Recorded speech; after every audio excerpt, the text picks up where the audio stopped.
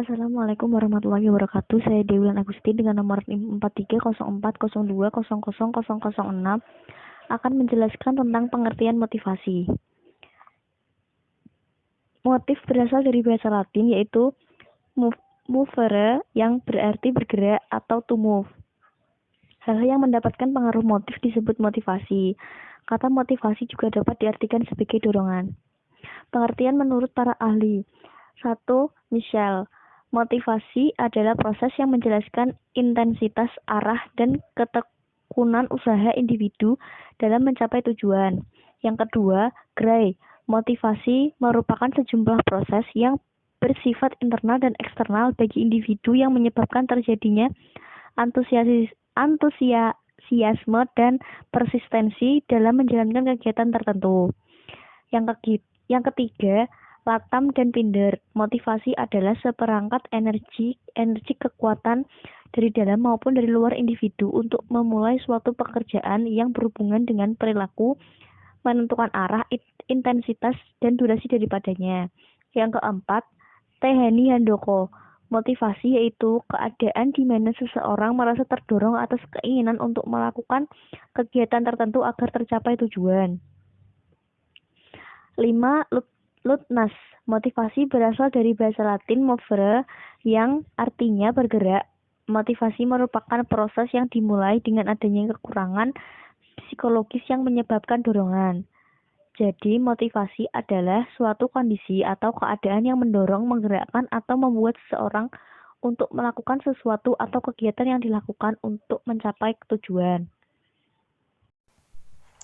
Assalamualaikum warahmatullahi wabarakatuh. Nama saya Riah Pratiwi dengan NIM 430402000016. Baik, di sini saya akan melanjutkan materi yaitu teori-teori motivasi. Kami mengambil materi dari buku Psikologi Umum, sebuah pandangan apresiatif karya Laura Aking. Ada dua teori. Yang pertama, teori pengurangan dorongan. Dorongan sendiri merupakan suatu keadaan ketegangan yang tergugah karena ada kebutuhan fisiologis. Teori ini menjelaskan bahwa ketika dorongan menjadi semakin kuat, akan termotivasi untuk menurunkannya. Tujuannya adalah homeostasis, kecenderungan tubuh untuk tetap mempertahankan keadaan seimbang atau tenang. Secara umum, para psikolog memandang kebutuhan sebagai dasar bagi dorongan. Contohnya, kita memerlukan air. Dorongan yang menyertai kebutuhan tersebut adalah rasa haus kita. Dorongan ini bersifat menetap terhadap kondisi psikologis. Sementara kebutuhan melibatkan kondisi fisiologis. Terlebih lagi, dorongan terkadang muncul dengan tiba-tiba. Ketika kita telah memakan makanan yang lezat dan merasa sepenuhnya kenyang hingga kita tidak lagi ingin makan satu gigit pun. Kita pada akhirnya akan merasa siap untuk menolak godaan makanan apapun, sekalipun itu coklat. Teori yang kedua yaitu teori ketergugahan optimal. Teori ini menjelaskan bahwa harus terdapat tingkat ketergugahan tertentu yang ideal untuk dapat memfasilitasi pencapaian tujuan. Misalnya, ketika seseorang ingin berhasil dalam ujian, sehingga orang itu menjadi terlalu termotivasi dan cemas. Di sisi lain, dia dapat merasa sangat tidak termotivasi untuk mengerjakan tugas-tugas rumah. Misalnya dalam hal menyapu, mencuci piring, beres-beres rumah, sehingga harus mendorong diri sekuat tenaga untuk menyelesaikan pekerjaan tersebut. Terkadang, untuk melakukan sesuatu dengan baik, memerlukan suatu tingkat ketergugahan yang tepat. Pada awal abad ke-20, dua psikolog mendeskripsikan bagaimana ketergugahan dapat mempengaruhi performa. Rumusan mereka dikenal sebagai hukum Yerkes-Dodson.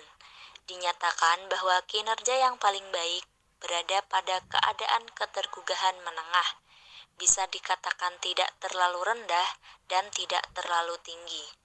Apabila ketergugahan rendah, kita mungkin akan terlalu lelah untuk mengerjakan tugas dengan baik. Sedangkan ketergugahan tingkat tinggi, kita mungkin tidak akan dapat berkonsentrasi dengan baik. Sedangkan macam-macam teori motivasi yang dikemukakan oleh beberapa ahli sebagai berikut. Yang pertama, teori hierarki kebutuhan dikemukakan oleh Abraham Maslow.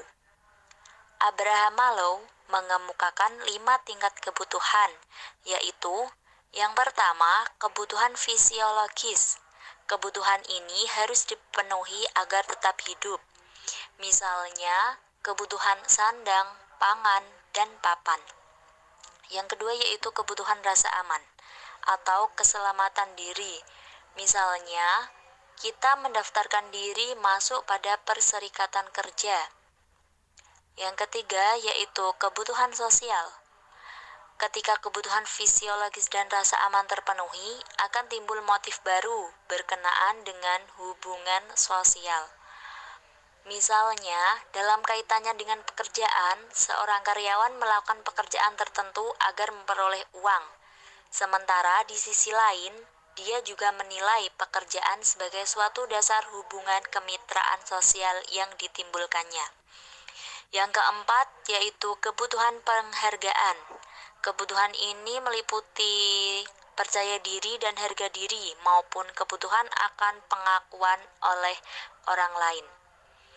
Misalnya, kita memiliki suatu pencapaian belajar yang dapat diakui sebagai sesuatu yang bermanfaat, mendapat pengakuan dan kehormatan dalam dunia pendidikan.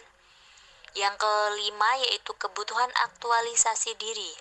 Tahap ini merupakan tahap puncak di mana seseorang ingin meraih secara penuh potensinya. Yang kedua, teori motivasi kesehatan yang dikemukakan oleh Herzberg.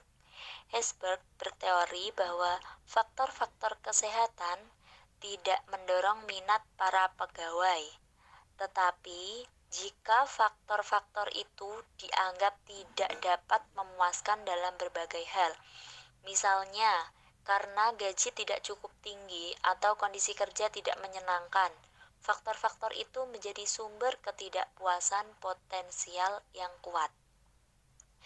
Yang ketiga, teori motivasi berprestasi yang dikemukakan oleh MC Sellen.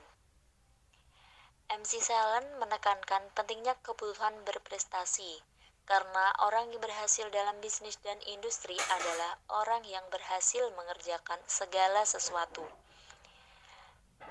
Dia menandai sifat-sifat dasar orang awam berikut dengan kebutuhan pencapaiannya.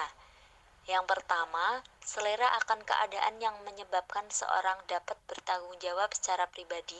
Yang kedua, kecenderungan menentukan sasaran yang pantas dan memperhitungkan resikonya. Yang ketiga, keinginan untuk mendapatkan umpan balik yang jelas akan kinerja. Assalamualaikum warahmatullahi wabarakatuh. Nama saya Meita Raniah Nazla dengan NIM 430402000026. Akan menjelaskan tentang penerapan dalam belajar dan pembelajaran. Yang pertama, peran motivasi dalam rangka menentukan penguatan belajar.